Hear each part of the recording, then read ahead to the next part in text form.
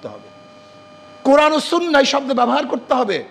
যদি শুধু কোরআন কোরআন বলেন, হাজারো জায়গায় ডিস্টার্ব হবে, যা চিন্তাও করতে পারবেন না।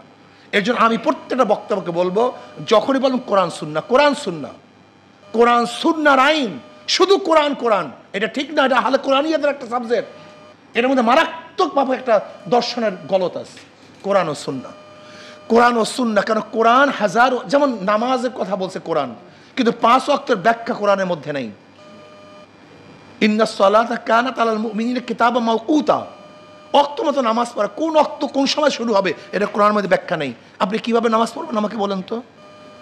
রোজার গোটা ব্যাখ্যা, কিভাবে রোজা রাখতে হবে, কিভাবে রোজা ছাড়তে হবে, কোন সময় রোজা রাখতে হবে, কোন সময় রোজা ছাড়তে হবে, এর ব্যাখ্যা কোরআনের মধ্যে নাই।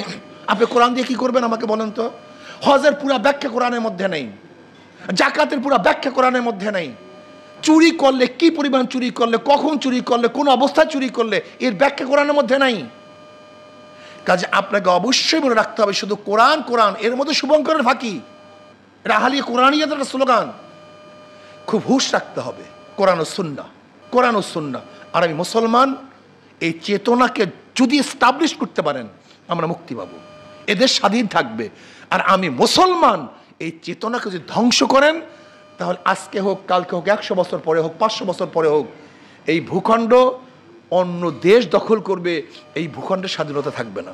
কাজে আসুন, ইসলামকে ধারণ করে, ইসলামী আদর্শকে ধারণ করে যদি আমরা ইনশাআল্লাহ চলতে পারি, তাহলে 47-এ যে স্বাধীনতা পেয়েছিলাম এবং ব্রিটিশদের বিরুদ্ধে যে আন্দোলন করেছিলাম, একত্রে যে উদ্দেশ্যে আন্দোলন করেছিলাম, সাম্য, মানবিক মর্যাদা এবং সামাজিক ন্যায় বিচার, এবং আমরা